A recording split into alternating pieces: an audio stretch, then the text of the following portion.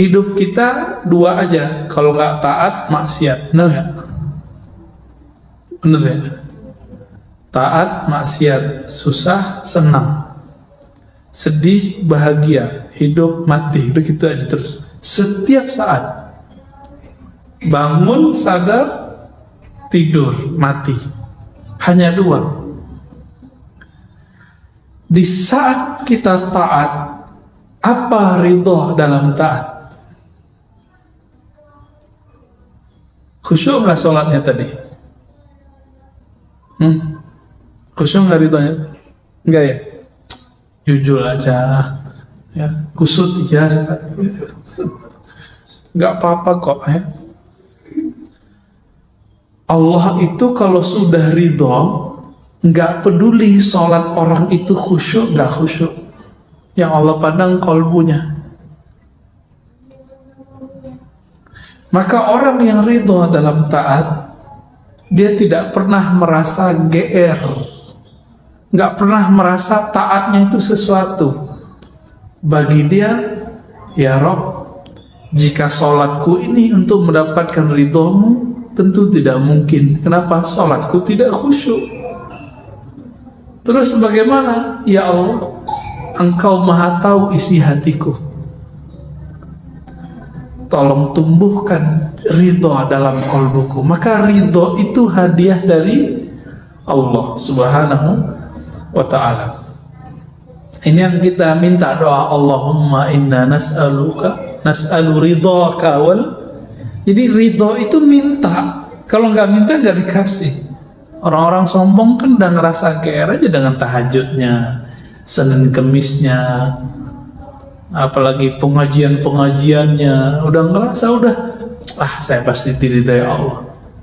Nah, ini hati-hati, talbisu iblis, apa istilahnya, ghurur ya, manipulasi iblis kalau diterjemahin secara bebas.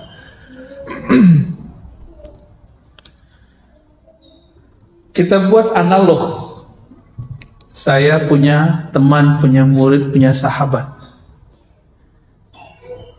Saya ridho kepada dia. Saya terima dia. Kalau saya sudah ridho, dia salah, saya maafkan nggak? Kita sayang sama anak. Anak kita salah, kita marah, tapi marahnya marah cinta, bukan marah benci. Maka jika Allah sudah ridho kepada hamba, jika ia marah, marahnya marah sayang. Jika Allah ridho kepada hamba, tidak khusyuk pun hamba, Allah terima salatnya. Allah kalau sudah ridho kepada hamba, hambanya tidak sempurna, Allah yang sempurnakan. Itulah makna radhiyallahu anhum wa radu'an. Jadi pada hakikatnya ridho itu dimulai dari Allah, baru kemudian bernatijah, berefek kepada zahir seseorang. Jadi setelah baca raditu billahi robba, amalkan ini juga setiap pagi dan sore. Allahumma inni as'aluka ridhaka wal jannah. As'alu ridhaka boleh, as'aluka ridhaka boleh ya. Itu harus diminta, dan bagi saya itu wajib itu. Nggak minta ridho, mampus kita. Sholat kayak gini, baru takbir udah hilang kemana-mana ya. Ruku, tes aja deh ya. Saya nggak yakin sholat saya diterima Allah kalau ngandelin khusyuk. Padahal kata orang, saya ngaji tarekatnya lama Pak, ngaji hadisnya lama kata orang. Tapi kan saya tahu diri saya sendiri, aib sendiri saya ngerti. Orang aja yang bilang abuya, ustadz, itu kan gelar manusia. Di hadapan Allah belum tentu gelar itu laku. Maka minta ridho, inilah doa Al-Imam Abul Hasan Asy-Syadzili. Ya Allah, jadikan aku orang yang Engkau cintai, yang Engkau ridhai. Kalau Allah sudah cinta dan ridho, salah paling dicubit. Cubitnya gemes, tahu gemesnya? apa istilah kampungnya Pak? Nggak, galinggaman. Ya. Kosakatanya harus diulang lagi Pak. Galinggaman. Betul. Jadi kalau makhluk pun bisa begitu, maka Allah aula bidzalik. Allah lebih sempurna daripada itu. Jadi Allah itu gemesnya lebih dahsyat daripada gemesnya seorang ayah ibu kepada anaknya, kekasih kepada kekasihnya. Allah jatuh cinta kepada Nabi Adam. Maka Nabi Adam, dibuatlah skenario Nabi Adam itu salah. Tapi salahnya Nabi Adam itu benar. Kalau Nabi Adam tidak salah, kita nggak ngumpul malam ini. Ya, nggak ada pengajian beginian. Benar nggak? Ruh kolbu itu makanannya majelis begini, Pak. Girang kolbu itu, kalau dia girang dia bisa nangis, dia bisa senyum, dia bisa bahagia, tahu-tahu udah azan aja. Itu girangnya kolbu. Jadi kalau kita pakai jamnya jam dinding itu emang terasa lama, tapi kalau pakai jam kolbu, yang lama terasa sebentar, yang sebentar terasa lama. Itu sebabnya kalau ada riwayat Nabi Adam itu sujudnya 40 tahun, saya percaya. Tapi riwayat yang sahih menurut saya 40 hari. Jadi ketika beliau diusir, ihbitu itu kan bahasa Arab habit, jatuh atau turun dari khayangan, kan kira-kira begitu ya, khayangan surga, turun ke bumi. Beliau sadar dan beliau sujud. Allah itu sangat girang melihat hambanya sujud, nangis. Maka disebutkan dalam banyak hadis Nabi yang dari hadis qudsi, wahai hambaku, ya, jika engkau tidak merasa berdosa, aku akan datangkan hamba-hamba yang berdosa, lalu mereka minta ampun kepadaku. Jadi kalau kita ini merasa suci tiap hari, nanti kita dihabiskan oleh Allah. Allah ganti generasi ini dan datanglah orang-orang para pendosa, dan para pendosa ini manja kepada Allah. Ya Allah, saya salah, tolong maafin.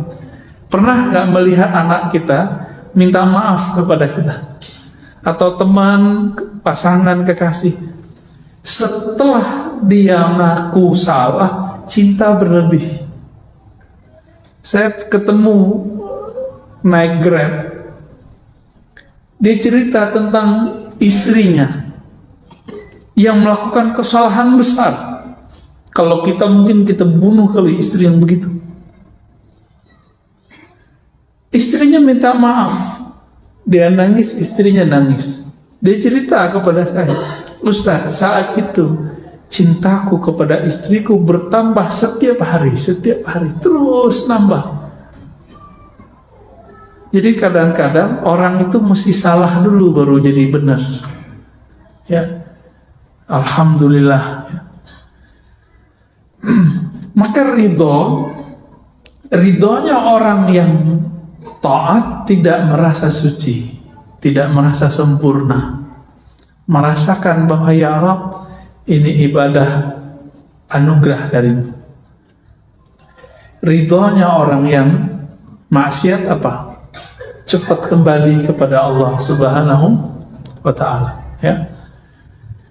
Adakah di dunia ini sesuatu terjadi tidak dengan izin Allah? Ada nggak? Oke, ini bukan jebakan ya. Taat terjadi di dunia nggak? Maksiat terjadi di dunia? Semuanya izin Allah nggak? Iya. Namun yang Allah ridho yang mana? Taat yang mana? Maka taat terbagi dua. Ada taat zahir, ada taat batin. Kepala sujud, tapi hati angkuh, merasa diri paling nyunnah, paling ikut sunnah Nabi. Masuk gak? Gak masuk. Jadi selama kita ini sujud, ruku, lalu masih merasa diri paling alim, paling suci di antara orang yang lain, sama yang di samping aja, saya merasa lebih dikit, yang di samping udah gak ada terima sama Allah. Gawat gak Pak? Gawat. Kadang-kadang Allah melirik, ini ada pendosa nih sholat di ujung soft, nggak kelihatan sama orang, bukan ustadz, bukan siapa-siapa, mungkin preman kali pendosa, tapi di kolbunya dia merasa, ya Allah, aku ini orang jahat ya Allah, datang ke rumahmu ingin mengadu. Waktu dia sujud dia nangis. Itu Allah lebih suka yang begitu. Tangisannya hamba yang mengaku salah itu lebih diterima daripada oleh Allah SWT, daripada kebanggaan orang taat dengan taatnya. Jadi taatnya kolbu apa? Memandang bahwa taatnya adalah hadiah dari Allah SWT. Ini saya sering ulang-ulang supaya tidak hilang dari alam bawah sadar kita. Kalau muazzin baca hayyalas salah, hayyal falah, kita jawab apa? La haula wala quwata. Ayo sholat. Jawabannya tiada daya untuk takbir, untuk sujud, untuk ruku kecuali dengan izin Allah. Tapi ahlul haqaiq, ahli hakikat itu menjelaskan, la haula fit ta'ah wala quwwata fil ma'siyah illa billah, kecuali dengan izin Allah. Tidak ada kesanggupan orang untuk taat dan juga maksiat kecuali izin Allah. Masalahnya ketika taat kolbunya ngapain? Setelah maksiat kolbunya ngapain? Ini Allah pandang cuma kolbu ya. Oleh karena itu, sahabat-sahabat yang makan Allah, jangan terlalu girang dengan amalan yang kita dapat. Tapi jangan putus asa juga dengan maksiat yang kita pernah lalui ya. Semuanya Allah yang atur. Kita ini dibuat pernah maksiat biar enggak merasa paling suci di antara manusia. Ini bapak-bapak yang merasa suci ini, itu suatu saat Allah akan lempar ke dunia hitam. Kalau Allah sayang, dilempar nanti ditarik, ketika ditarik bentar-bentar nangis, bentar-bentar tersentuh. Setiap kali melihat orang bermaksiat, dia nggak menghakimi orang, dia wah, saya juga begitu, mungkin saya lebih hina daripada orang itu. Ini Pak rahasianya. Maka seorang yang sudah begini, baru dia masuk ke ranah namanya radiyah, mardiyah, jiwa yang ridho. Jadi jiwa yang ridho sumbernya di kolbu. Kolbunya sudah beres. Walaupun jiwanya masih belum beres, nggak apa-apa. Kolbunya yang penting beres Pak.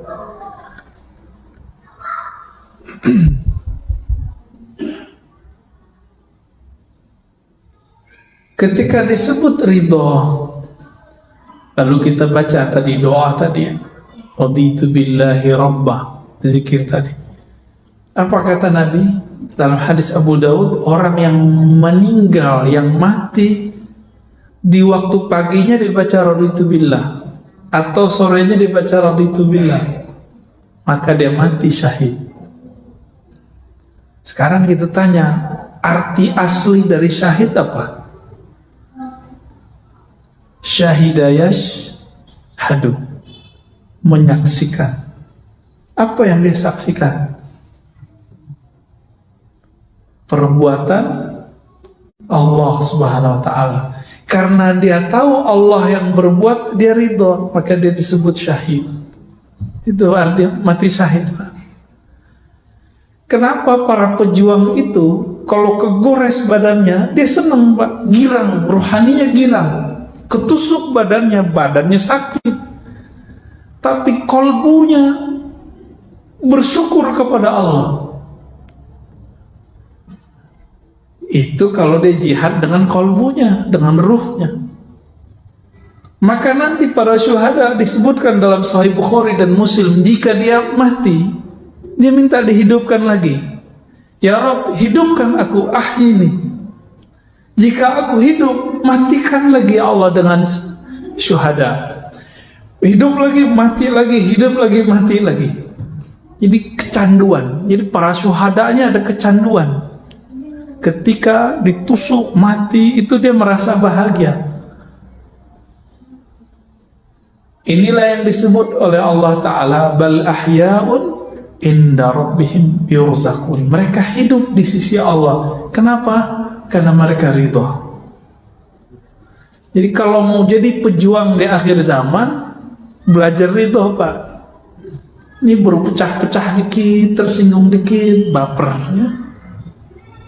Enggak, orang ridho itu di atas sabar.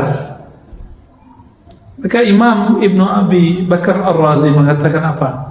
Jika kamu tidak sanggup ridho, sabar aja. Berarti sabar di bawah ridho. Coba bandingkan nih makom sabar dengan ridho. Innallaha ma'as sabirin. Sesungguhnya Allah bersama orang yang sabar. Bagi ahli kalam, ahli akidah, kebersamaan ini majazi. Tapi bagi ahli hakikat, ahli qalbu, ahli rohani, ini ma'iyah hakikiyah, kebersamaan hakiki. Allah benar-benar membersamai orang sabar. Sabar di atasnya sabar ada ridho. Kebayang, jika orang sabar bersama dengan Allah, kira-kira orang ridho bagaimana dengan Allah? Kebayang ya? Orang sabar itu punya backup. Kalau kita nih misalnya di backup oleh jenderal ini, preman itu, tapi belum tentu kan backup itu Allah, orang itu sayang sama kita kan belum tentu. Tapi kalau ridho di atasnya sabar, backupnya abadi. Kalau sabar ada batasnya, kalau ridho unlimited. Inilah kalamnya Sayyidina Nabi SAW. Apa kata beliau kepada ahli Badar? Ya'malu ma syi'tum fa innallaha qad ghafara lakum. Hai sahabatku ahli Badar, kekasih-kekasih Allah, 313 orang melawan ribuan orang. Mereka ridho, gak satu pun mengeluh. Ingat, gak satu pun mengeluh. Karena mereka ridho, ya Rabb, kami ridho. Walaupun musuh 1 juta pun kami ridho. Cuma 313, Pak. Jangan dikira waktu kafir Quraisy perang itu nggak ada jin yang ikut. Banyak jin ikut. Jin-jin kafir pada ikut. Jumlah orang Islam cuma 313. Akal kita, maka beragama jangan hanya pakai logika biasa. Harus pakai rasionalitas tingkat nabi, tingkat wali. Matematika kita biasa, 1 tambah 1 2. Tapi kalau matematika kenabian, kewalian, nggak begitu. 1 orang bisa jadi kekuatannya ada dalam dirinya sama dengan 1000 orang. Masih ingat kisahnya Sayyidina Umar diminta oleh gubernur Amr bin Al-As, minta 4000 prajurit, yang dikirim cuma 4. Masih ingat? Jadi Umar kirim cuma 4 orang. Permintaannya berapa? 4000. Diprotes. Si gubernur bilang, wahai Amirul Mukminin, saya gak main-main. Saya minta 4000, ente kasih 4 orang. Ini main-main ini. Umar kirim lagi. 1 orang yang saya kirim, itu spirit yang ada dalam dirinya sama dengan 1000 orang. Nah ini yang mau dicari ini.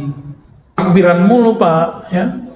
Ini katanya kalau udah bisa takbiran bentak orang sudah bisa berjuang. Sorry, nggak masuk. Ya, apa kata Nabi ketika orang suka takbir bentak? Irba'u ala anfusikum. Nanti kan dari sebelum 2004 nih kejadian lagi nih. Teguh aja, Pak. Ya, Pak Antum udah lupa nih dengan ceramah ini. Ya. Orang nanti akan bertakbir lagi untuk bentak ustaz. bertakbir lagi bentak Habib. Nanti begitu Pak. Dikira kalau udah takbir itu benar, ya belum tentu. Nabi itu bareng dengan sahabat, mereka takbirnya lebay, berlebihan. Apa kata beliau? Irba'u ala anfusikum, besarkan nama Allah itu di dalam dirimu dulu, baru takbir keluar. Gitu makna bebasnya. Ya. Kenapa? Yang kamu panggil itu bukan zat yang tuli, bukan zat yang jauh, dia dekat bersama kita. Nah, kembali ke hadis Al-Badr tadi 313. Karena mereka awalnya ridho, lalu kemudian Allah pun ridho. Apa kata Nabi? Udah kalian bebas mau ngapain, Allah telah ampuni kalian. Maka di antara Ahlul Badar itu ada yang tetap taat, ada yang hari ini taat, besok maksiat, besok taat, begitu terus. Karena nggak ada jaminan kita tobat hari ini besok nggak dosa. Jadi kecanduan taubat wajib, jangan kecanduan maksiat. Jadi taubat nasuha bukan sekali, taubat nasuha berkali-kali. Oh saya ntar aja nih taubat, bukan begitu. Taubat itu berkali-kali. Besok saya maksiat lagi, niat atau enggak? Kalau antum niat baru main-main namanya. Yang penting hari ini kita enggak niat, itu baru disebut tobat. Ya Allah, saya niat enggak maksiat lagi besok, itu tobat namanya. Tapi besok niatnya tobat lagi gitu, ya. Maka ada sahabat yang kecanduan minum khamar, namanya Nuaiman, dan itu bukan satu, yang disebutkan cuma satu. Biasa hukum syariat berlaku, dijilid, dipukul 40, 80. Apa kata orang ke Sayyidina Umar? Nabi sudah wafat, Abu Bakar sudah wafat.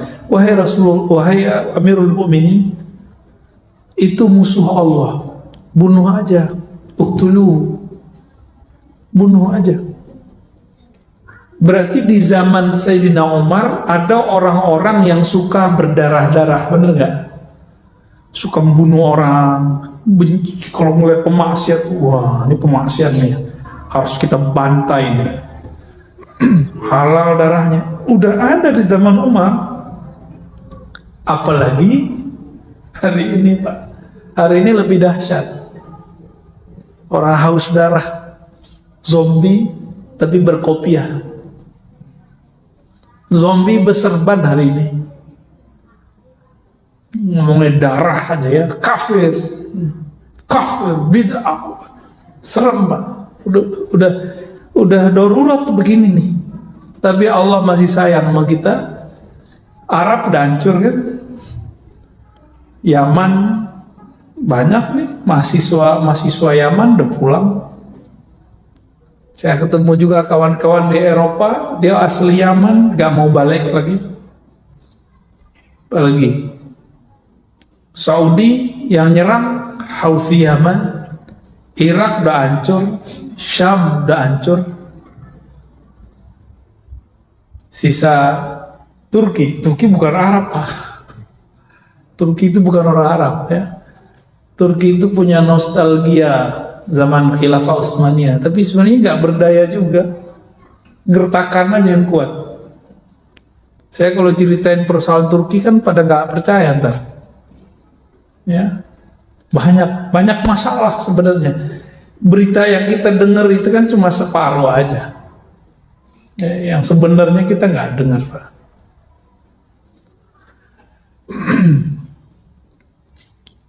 Gimana? Jadi ridho nggak?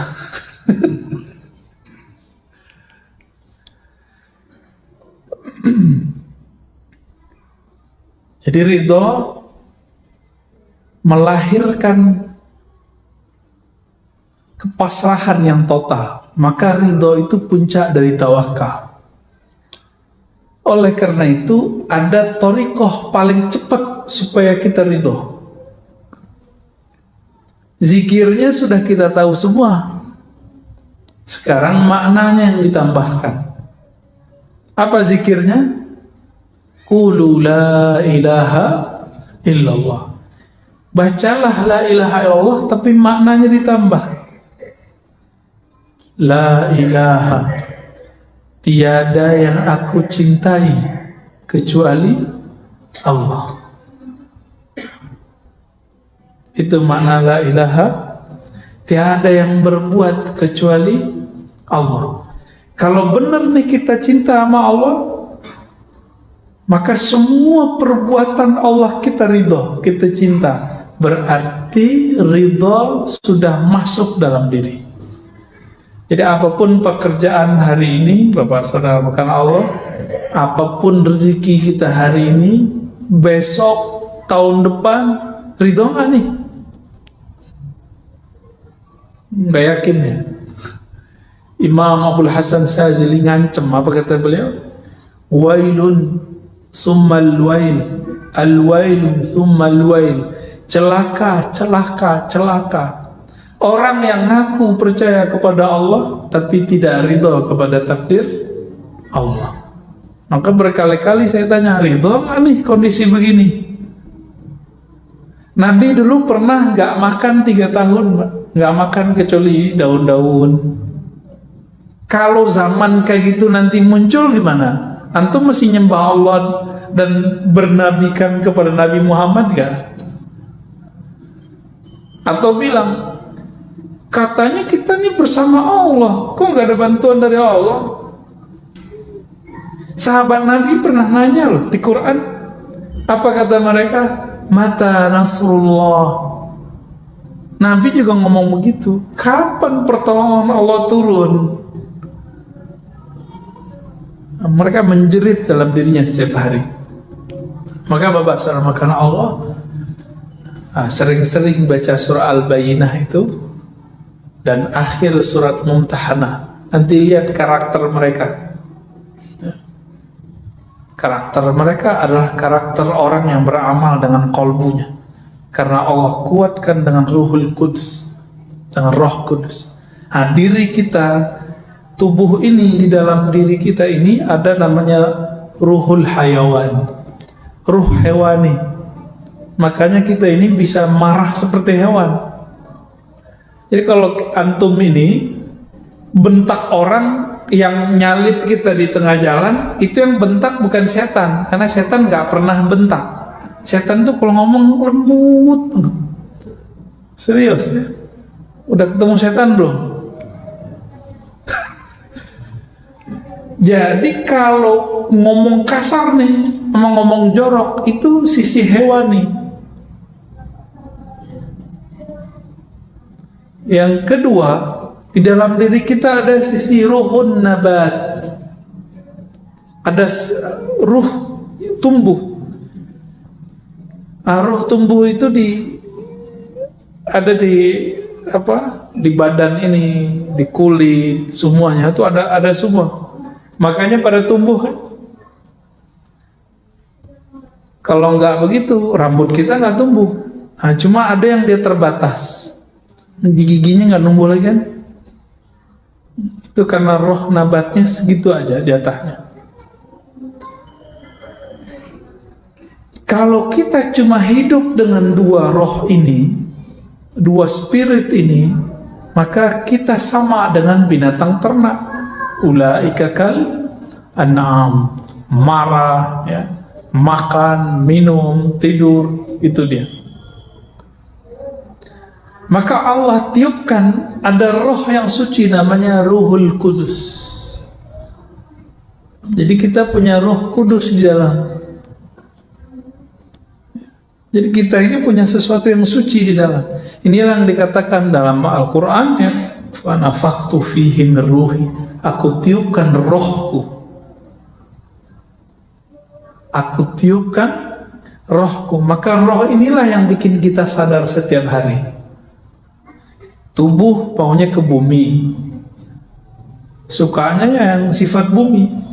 Yang hewani tadi ya sukanya sifat hewan, makan, minum, kawin ya. Itu hobinya. Tapi ruh senangnya ngapain? Ruh itu yang disebut di dalam hadis al-ihsan an ta'budallah ka'annaka tarah. Jadi kalau apa dalilnya saya ngomong begini ya, dalilnya itu Islam, iman, ihsan. Al-Islam itu di zahir, al-iman itu di akal, al-ihsan itu pada ruh. Ruh itu maunya bertemu, maka hadisnya engkau ibadah seakan bertemu dengannya. Karena ruh itu yang ada di situ sifat cinta.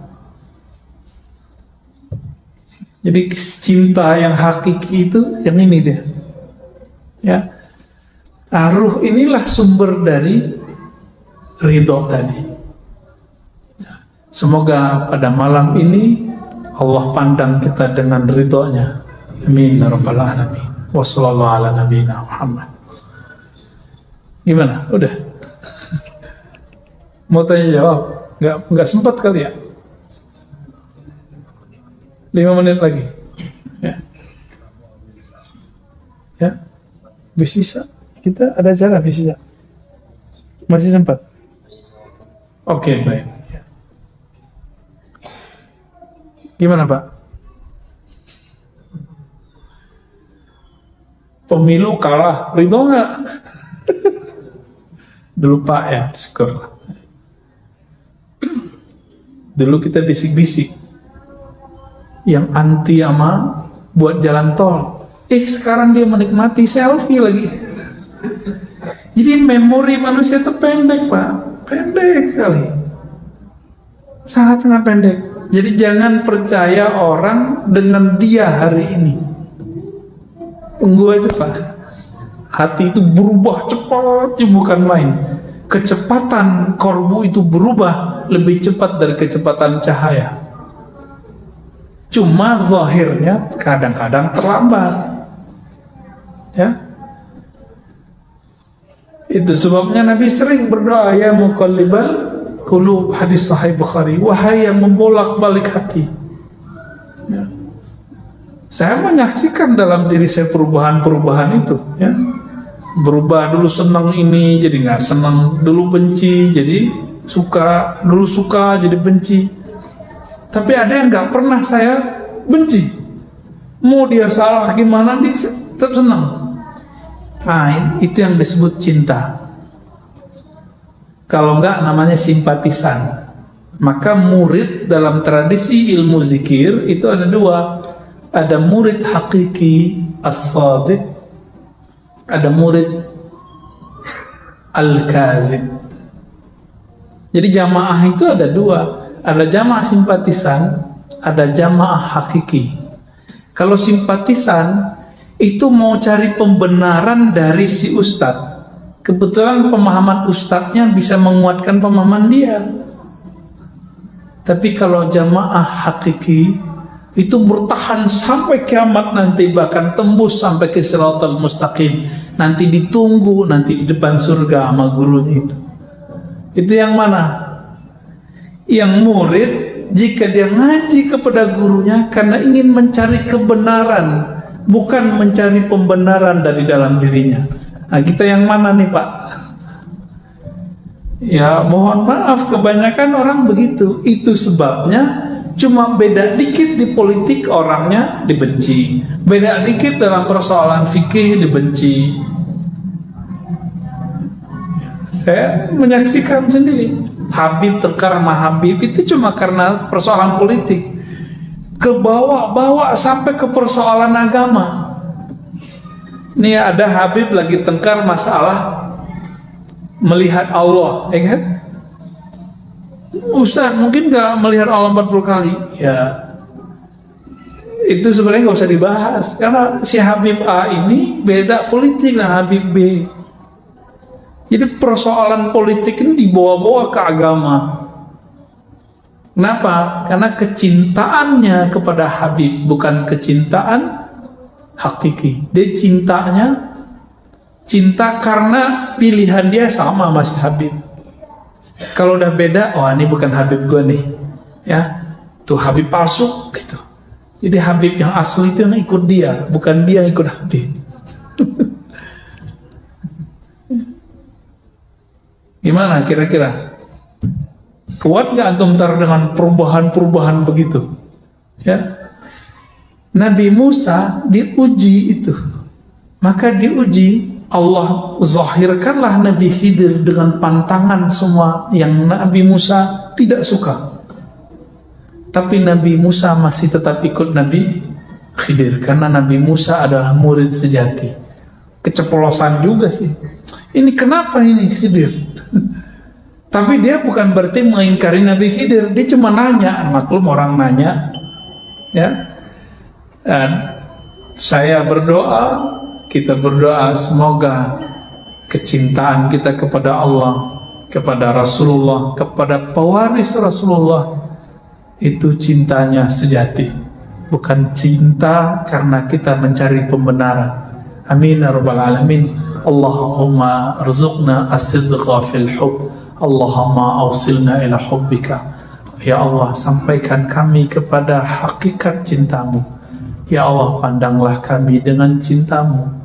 Allahumma arzuqna ru'yataka wa ru'yata nabiyyika Mustafa Muhammad SAW. Ya Allah, berilah kami kemuliaan dapat memandang wajahmu, memandang wajah kekasihmu Sayyidina Nabi sallallahu alaihi wasallam. Assalatu wassalamu alaika ya Sayyidina ya Rasulullah. Alhamdulillah Rabbil Alamin. Subhanakallahumma wa bihamdika asyhadu an la ilaha illa anta astaghfiruka wa atubu ilaik. Assalamualaikum warahmatullahi wabarakatuh.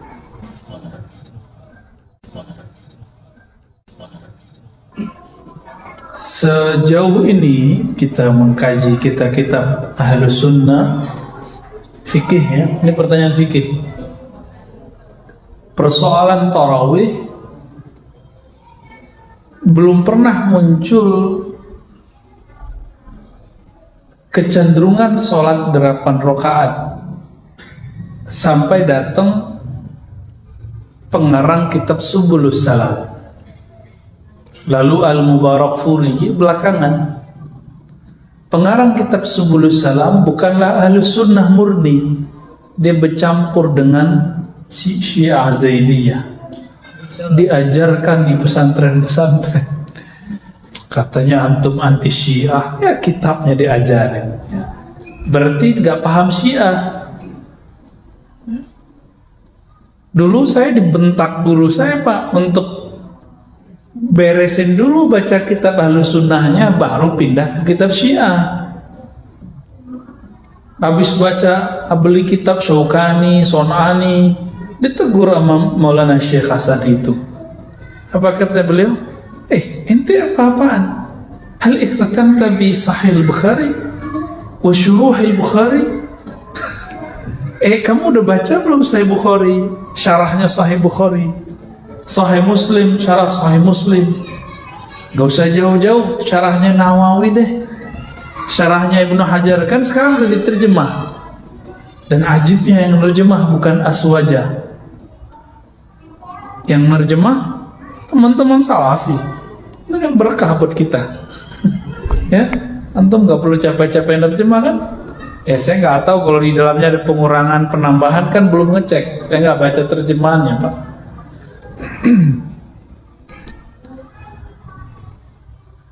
Nggak ketemu. Coba antum kalau ketemu hadis, pasti hadis palsu bahwa Nabi sholat 8 rakaat di bulan Ramadan. Ya, nggak ketemu. Itu kalau secara fikih kan begitu gayanya, kasar, Pak. Ya, bahasanya begitu. Nggak ada, ya udah selesai. Makanya sampai hari ini yang bertahan di Haramain Makkah dan Madinah cuma 20 rakaat. Itulah amal Sayyidina Umar. Di zaman Amirul Mukminin Umar bin Abdul Aziz dia tambah. Nah, ini yang kemudian dipakai oleh Imam Malik dulu 30-an, 36. Ini menunjukkan bahwa tidak ada angka pasti batasan dari tarawih. Jadi sebenarnya boleh nggak 8? Dia boleh aja. Cuma masalahnya Ahlus Sunnah nggak ada yang begitu aslinya. setelah nyusup Zaidiyah, kemudian kelompok-kelompok Asy'ariyah yang bergabung macam-macam, gak jelas mazhabnya, mazhab gado-gado, muncullah sholat 8 rakaat, 11 rakaat itu. Dan yang paling aneh, Syekh Albani rahmatullah alaih, ini kita masih doain dia loh, tanda kalau kita gak benci dia ya. Apa katanya? Dalil sholat tarawih itu adalah Nabi, kata Sayyidah Aisyah, sholat malam Ramadan itu 11 rakaat, begitu juga di luar Ramadan. Hadisnya kan sahih. Ini kita pernah bahas 2 tahun yang lalu. Ihda asyar rakaat, 11 rakaat. Yang nama Nabi tidak tambah di Ramadan, tidak tambah di luar Ramadan. Itu sholat apa ya? Ada nggak sholat tarawih di luar Ramadan? Jadi dalilnya dia itu bukanlah dalil dia. Dalil dia bukan untuk memperkuat dia, justru untuk meruntuhkan apa yang dia sedang bangun. Dan yang paling lucu, Syekh Albani mengatakan bid'ah sholat tarawih lebih dari 11. Bid'ahnya itu parah ya. Bagi dia itu bid'ah yang besar. Padahal dalil yang dia pakai apa? Hadis sholat apa yang 11 rakaat di luar Ramadan? Ada nggak tarawih bulan ini? Nggak ada. Nabi sholat tarawih, sholat malam 11 rakaat di bulan Ramadan. Wa fi ghairihi, di luar bulan Ramadan. Itu sholat apa? Sholat witir. Saya jawabnya pakai hadis-hadis aja ya.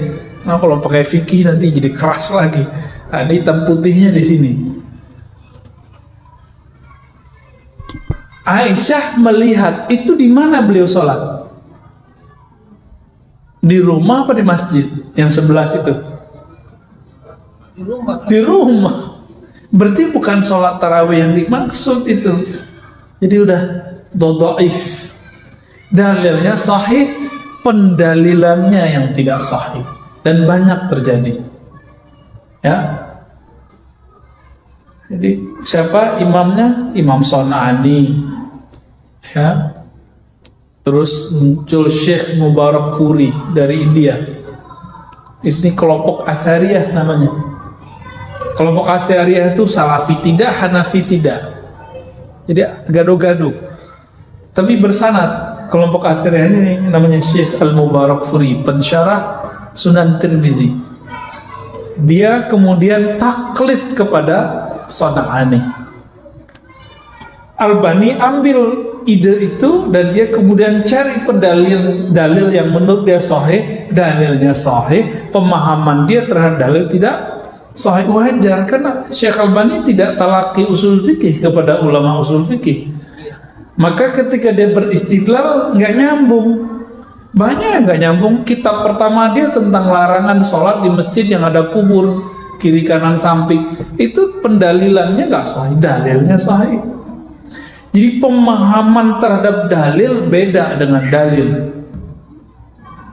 Ada Bang Bambang tuh ya, Bembeng, woi. Dia pakai cadar, dia nggak tahu kita. Bisa paham? Antum baca Quran, saya baca Quran. Quran sahih nggak? Di atasnya sahih. Tapi pemahaman kita bisa beda nggak? Bisa beda. Ketika berbeda, itu yang salah kita apa Qurannya? Kita yang salah. Jadi mereka ngotot tuh di mana? Ini dalilnya. Ya kita ketawa aja. Dan dulu guru kami Syekhuna Ali Mustafa Yaqub mengkritisi Majelis Tarjih Muhammadiyah. Waktu itu saya minta izin mau gabung ke Muhammadiyah, nggak jadi. Ya, tapi tetap sempat ikut aktivitas tarjih. Ya, karena ridho Allah kan salah satunya di ridho guru.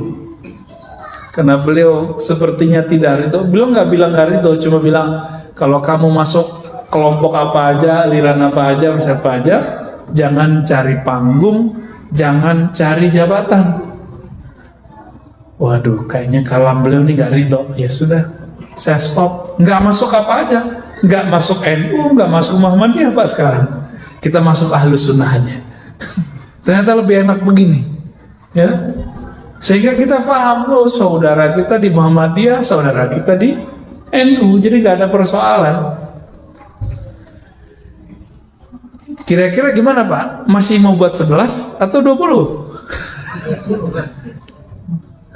Beneran nih?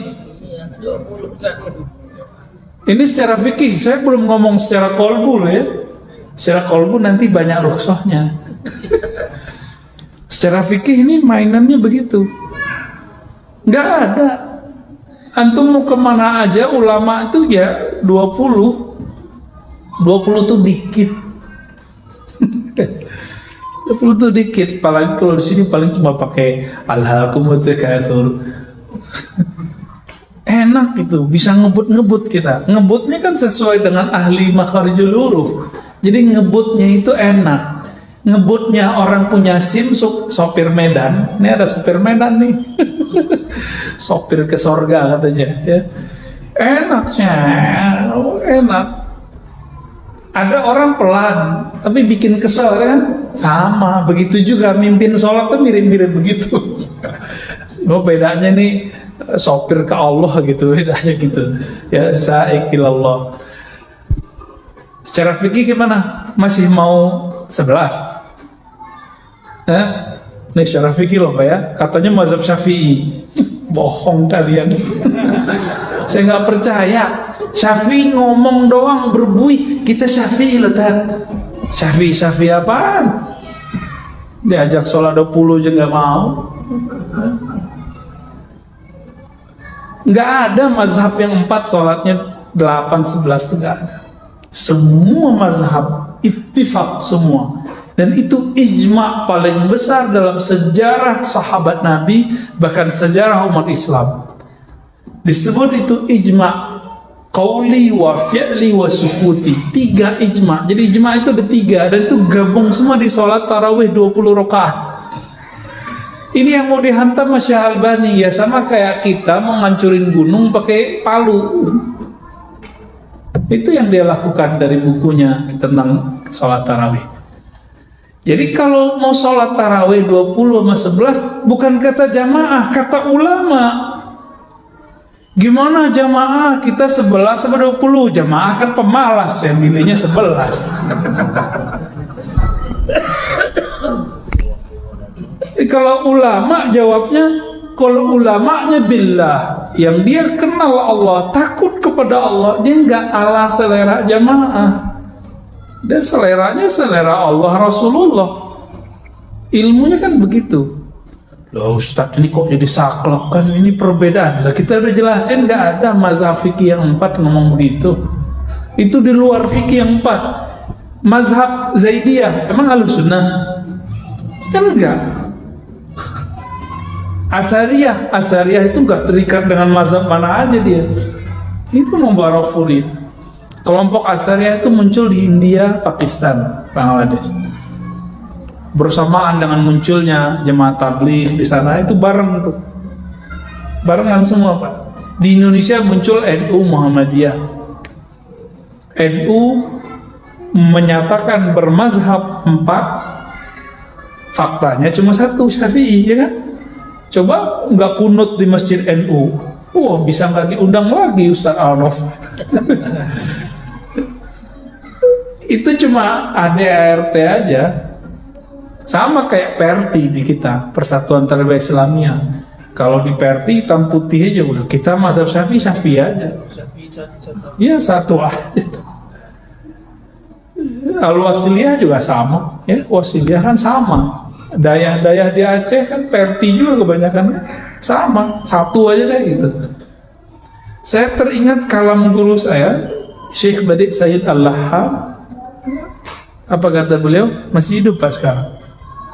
Kamu kalau bahas satu mazhab saja akan menemukan semua mazhab di dalamnya. Jadi di mazhab Syafi'i itu ada loh mazhab gak berkunut Pak. Ada mazhab, kita kan kira kalau sholat itu tasyahud akhir kakinya harus kayak bapak ini. ya nggak mesti begini. Ini cuma salah satu yang sempurna. Boleh begitu tuh, duduk iftiros tuh boleh. Boleh kunut, boleh gak kunut juga sebenarnya. Karena kunut itu artinya doa. Diri aja lama-lama pas ruku, pas i'tidal itu udah kunut namanya. Ada Pak kalam gitu. Di mazhab Syafi'i ada yang menyentuh perempuan gak batal, Imam Romli. Tapi kan gak dianggap sebagai perwakilan mazhab Syafi'i. Tapi gak ada di mazhab Syafi'i, mazhab Hanafi, mazhab Maliki, mazhab mana-mana. Bahkan mazhab Hanbali itu gak menyebutkan sholat 11 rakaat tarawih, gak ada. Itu secara fikih. Mau secara kolbu Pak. Jadi ada seorang imam ditanya sama muridnya, lebih afdol sholat atau baca Quran atau zikir Tuan Syekh? Jawaban beliau apa? Yang afdol itu amal apa saja yang kolbumu, hatimu terkoneksi dengan Allah. Maka itu yang afdal. Ini secara hakikat loh Pak ya. Nah ini mulai senyum kita. Ya, sholat 20 rakaat, kolbu nggak nyambung. Sholat 11 rakaat, saya nggak yakin juga antum nyambung. Mending 20 rakaat Pak. Ya. Tapi seandainya dalam 11 rakaat ada semangat yang muncul, secara ilmu hakikat itu boleh. Tapi secara fikih nggak ada yang mengcover. Tapi boleh nggak saya sholat 11? Boleh-boleh aja. Yang aneh kan dulu 4-4-3 itu kan aneh. Itu gaya sholat baru itu. Gaya sholat baru Pak. Nabi mengatakan salatul lail masna, sholat malam ya 2-2. Nabi kalau witir itu lebih banyak 2+1. Kita kan pengen ngebut yang cepat aja Ustadznya mau menyenangkan hati jamaah, bukan mau membuat Allah ridho. Akhirnya begitu-gitu aja tiap hari. Nah, dan mohon maaf para pengurus di mana saja, terutama yang ada di sini, ya. Kalau mau memutuskan sesuatu, musyawarahnya bukan sama jamaah. Nanya hukumnya sama siapa? Sama ulama. Nanti ke jamaah namanya sosialisasi. Jamaah mau ikut ulama, jangan ulama ikut ustadz. Gimana jamaah kita 11 ke 20? Kata orang Betawi, pret. Nggak ada begitu. Ya, kalau antum tetap berpegang teguh dengan model begitu, tanggung jawab aja nanti di hadapan Allah. Jadi berdalil dengan selera. Ya kan?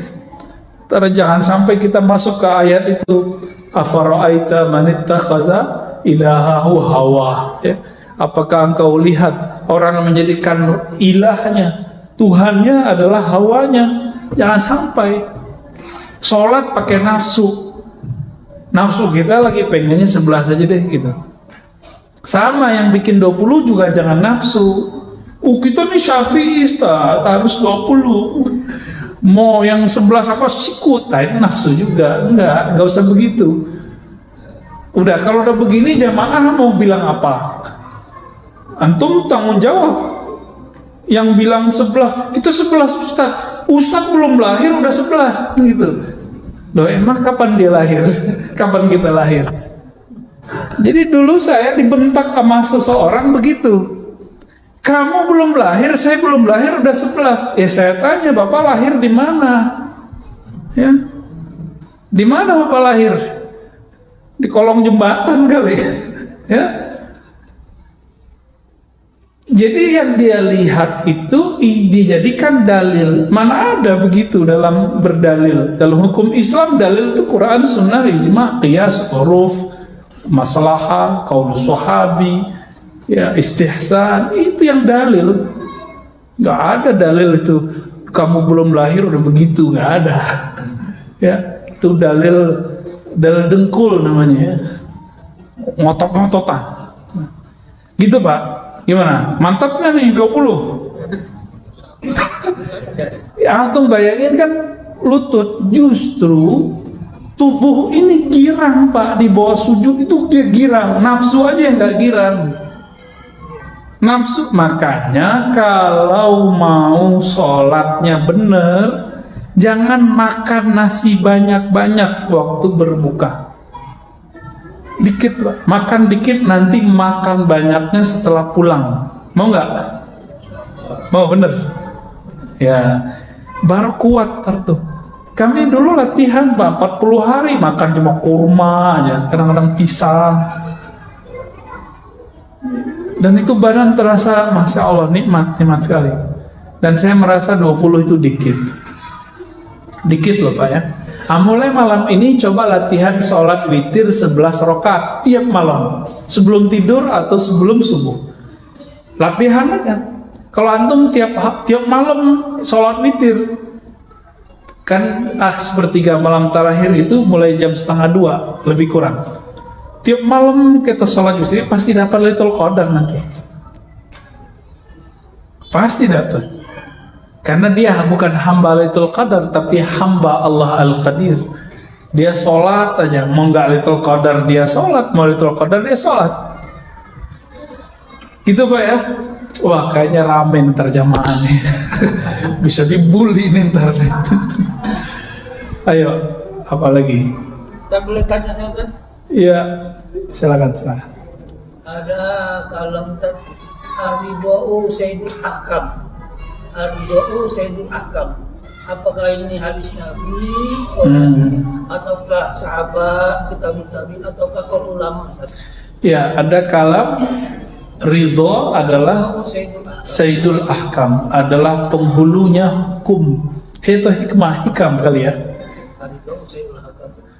Itu bukan hadis, itu kalam ulama. Ya, beres. Nggak ketemu Pak di Sahih Bukhari, Muslim itu nggak ketemu. Ya, silakan. Assalamualaikum warahmatullahi wabarakatuh. Bagaimana Pak hukumnya dan sholat yang ada jarak-jarak? Ya. Sholat itu wajib. Jadi sebenarnya tumakninah itu artinya bukan gerakan yang tenang. Tumakninah itu ketenangan di hati. Itu bagi saya rukun. Jadi kalau kita baca matan takrib, itu rukun lebih dari 13. 13 itu kan setelah dirukhsah buat kita ya oleh ulama mutaakhirin ya, jadinya 13 itu. Ada namanya tumakninah. Ketenangan itu muncul kalau nggak ada was-was.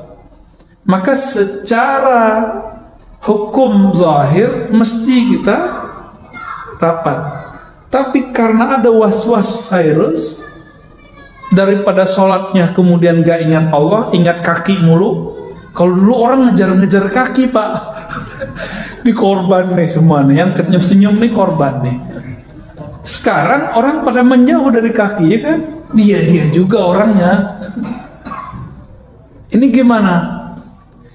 Ad-darurat tubihul mahzurat. Itu dalil paling pamungkas. Karena darurat boleh. Nah itu versi MUI ulama. Kalau versi saya sederhana. Ya. Versinya sederhana. Rapat saf itu rukun atau sunat? Masuk gak ke rukun? Gak masuk. Makanya sawwu sufukum wa'tadilu. Fa inna taswiyatas sufuf min tamamis salat. Rapatkan saf, luruskan, karena itu bagian dari kesempurnaan, berarti bukan dari kewajiban. Disitulah ulama kita kemudian membolehkan merapatkan jika di musim-musim zona merah. Ini Pekanbaru nih zona apa nih? Zona gado-gado ya, pelangi. Ini dari sini kuning, hijau gitu. Ntar di luar dikit merah gitu ya. Gitu Pak ya. Jadi nggak usah khawatir. Bapak kalau masuk ke masjid yang begitu, nggak usah nyari-nyari kaki orang. Nanti begini Pak sholat di antara kakinya ya. Kasihan. Dulu aja udah kasihan kan. Ya, tafadhal. Ada lagi? Ya, tafadhal. takdir. Apakah kita ini takdirnya itu maha tahu sebelum kita takdirnya udah tulis dalam mahfuz misalnya. Oke. Jadi apakah memang udah tertulis dalam mahfuz misalnya di surga atau di neraka? Oke. Atau ada dua buku misalnya kalau kamu pilih jalan ini kamu ke surga, kamu memilih jalan ini, dan itu pun kan atas kehendak Allah. Iya. Yang saya tanya sekarang. Pakai hadis Muslim aja ya, hadis Bukhari. Itu ada di Arba'in juga. Jadi Nabi bersabda, "Fawalladhi nafsi biyadihi, fawallahi alladhi la ilaha ghairu." Demi Allah yang tiada yang disembah selainnya. Inna ahalakum la ya'mal bi amali ahli jannah. Kamu ini ada yang soleh seperti ahli surga. Antara dia dan surga cuma satu jengkal. Fayasbiqu alaihil kitab. Tapi ketentuan telah dahulu tertulis. Faya'mal bi amali ahli nar fayadkhuluha. Lalu dia beramal dengan amal ahli neraka dan mati dalam keadaan itu, mati masuk neraka. Hadis ini ditentang oleh kelompok Mu'tazilah. Itu sebabnya mereka tidak percaya kepada rukun ke-6, takdir baik dan buruk. Takdir ini kan Allah nyuruh nulisnya ke siapa? Ke Al-Qalam. Apa kata Nabi? Awwalu ma khalaqallahu al-qalam. Yang pertama Allah ciptakan di bawah aras, maksudnya itu adalah al-qalam. Kolam, bukan kolam bahasa Minang, Pak. Kolam bahasa Minang apa? Iya. Bukan, kolam bahasa Minang gelap. Kolam ada lagi tak? Iya. Bukan itu. Al-qalam ini nanya. Jadi di riwayat itu disebutkan uktubi, nulislah wahai qalam. Lalu dia nanya, saya nulis apa ya Allah? Masih nanya aja deh. Ya. Maka Allah kata, uktub bismillahirrahmanirrahim. Uktub bismillah. Dia bertanya begitu, menurut ulama-ulama ahli qalbu, ahli hakikat, itu pertanyaannya membuat dia punya dua cabang di kepalanya. Satu cabang baik, satu cabang buruk. Kalau alam itu penjelasan ilmu hakikatnya, tapi saya nggak ketemu riwayatnya. Maka ketika takdir ditulis, itu sudah ada dua pasang. Satu baik, satu buruk. Lalu manusia diberikan satu chip di dalam dirinya bernama kasab. Dalilnya apa? Laha ma kasabat wa alaiha maktasabat. Itu dalilnya. Itu sebabnya Imamuna Abul Hasan Al-Asy'ari menyebut inilah kesadaran hakiki manusia, memilih. Tapi memilih dalam bahasa Imam Maturidi disebut ikhtiar. Oleh Imam Asy'ari disebut kasab. Barangnya sama, istilahnya yang beda. Kasab. Kasab itu usaha. Saya minum air di depan ini, ternyata khamar. Saya nggak tahu, berarti saya nggak ada kasab. Makanya orang nggak jahil, orang yang nggak ngerti itu nggak kena hukum karena dia nggak punya kasab. Sekarang saya tahu nih di depan ada khamar, saya minum baru kena. Laha ma kasabat wa alaiha, ini alaihanya nih, maka dia harus tanggung jawab terhadap apa yang dia usahakan. Gitu. Dan yang jarang dibahas orang, takdir itu ke sifat Allah, sifat mana? Wujud, kidam, bako, atau yang kemana? Ilmun, hayat. Orang jarang bahas kan? Jarang bahas, Pak. Jadi ternyata takdir itu adalah buah daripada kudrah dan iradah dua. Apa arti kudrah? Kudrat, iradat, itu orang kita nyebutnya. Kudrah kekuasaan Allah, iradah kehendak Allah. Kudrah iradah Allah ini berlaku secara umum. Tapi al-qalam di mana? Al-qalam itu kan di Sidratul Muntaha.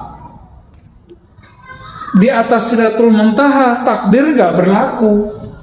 Qudrah iradah Allah itu berlakunya ke bawah. Di atas itu bernama Arash. Ar-Rahman al-Arsh istawa. Ini yang disebut sifat jaiz. Allah sifat jaiznya adalah sifat rahmannya, sifat rahmah. Jadi Allah itu punya sifat yang bukan kudrah, bukan iradah. Kalau pakai kudrah iradah, orang milih yang baik dia jadi baik, orang milih buruk dia jadi buruk. Tapi kalau pakai rahmannya Allah, itu tadi yang ridho. Jadi kita tadi ngaji bab ridho itu bukan ngaji takdir, itu ngaji yang di atasnya takdir. Gak berlaku takdir di situ. Inilah yang disebut dalam hadis Imam Ahmad, hadisnya sahih, bahwa al-mutahabbuna fiyya, orang-orang yang cinta kepadaku itu yaghbituhul anbiya wasyuhada. Para nabi, para wali, para syuhada itu pada iri karena Allah spesialkan mereka itu nanti. Jadi mereka, kalau kita ini cuma ke qudrah iradah yang kita cari pahala, hindari dosa, sorga, hindari neraka. Tapi kalau bab ridho enggak. Sampai muncul kalam ulama-ulama para pecinta. Apa kata mereka? Ya Rabb, seandainya engkau lemparkan aku ke neraka enggak apa, yang penting kau ridho. Emang ada orang yang diridhoi lalu disiksa, ada enggak? Kan enggak ada. Itulah bermanja-manjanya ulama. Ulama tuh malu minta surga, Pak. Kalau Nabi nggak ngajarin minta surga, mereka nggak minta surga. Kalau Allah nggak bilang, ya, wa basyiril ladzina amanu wa amilus shalihat anna lahum jannatin tajri. Kalau nggak ada ayat ini, itu para ulama malu minta surga. Kenapa? Udah ridho Allah pasti ngasih yang baik gitu. Orang tua sama anaknya pasti ngasih yang baik nggak? Ada orang tua nih marah, udah pergi kalian, suka-suka kalian. Kalau nanti nggak balik-balik, anaknya dicari tuh. Bener gak? Allah itu kalau sudah sayang sama kita, kita mau terjebak dalam kegelapan, maksiat apapun, kekufuran apapun, pasti diselamatkan. Pasti diselamatkan. Itulah namanya roja, harap.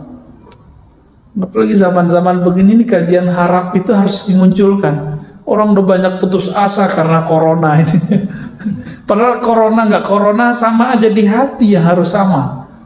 Dunia ini emang begini. Ibnu Athaillah itu marah sama muridnya. Muridnya ngeluh, kok perjuangan kita begini Tuan Syekh? Kok dunia begini? Apa kata beliau? Kalau nggak dunia ya nggak begini. Kalau nggak dunia ya nggak ada masalah. Kalau nggak dunia nggak akan ada pergesekan antara ulama-ulama, ustadz-ustadz, teman dengan teman, mursyid dengan mursyid. Nggak akan ada. Ini dunia, Pak. Jadi siapa yang mencari kehidupan damai, sentosa, abadi selama-lamanya di dunia, itu ngayal namanya. Namanya umniyah. Ya, tulul amal. Lama-lama jadi tolol amal. Auzubillah min dzalik. Gitu ya. Jadi minta ridhonya. Nanti mau takdirnya apa Allah beresin. Karena takdir itu ada limit, baik buruk. Kalau ridho gak ada limitnya.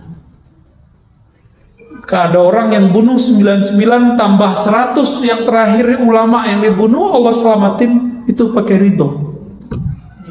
Pakai ridho, Pak. Ini yang disebut hak jaiznya Allah. Belajar sifat 20, orang fokus di sifat yang 20, lupa dengan sifat 21 jaiz. Oh, jaiz itu nanti bisa hujan bisa enggak, itu malah qudrah iradah, itu salah. Contohnya itu keliru. Tapi di kitab-kitab ketulisnya begitu. Ya wajar, karena kemampuan ulama ini kan juga beda masing-masing mereka.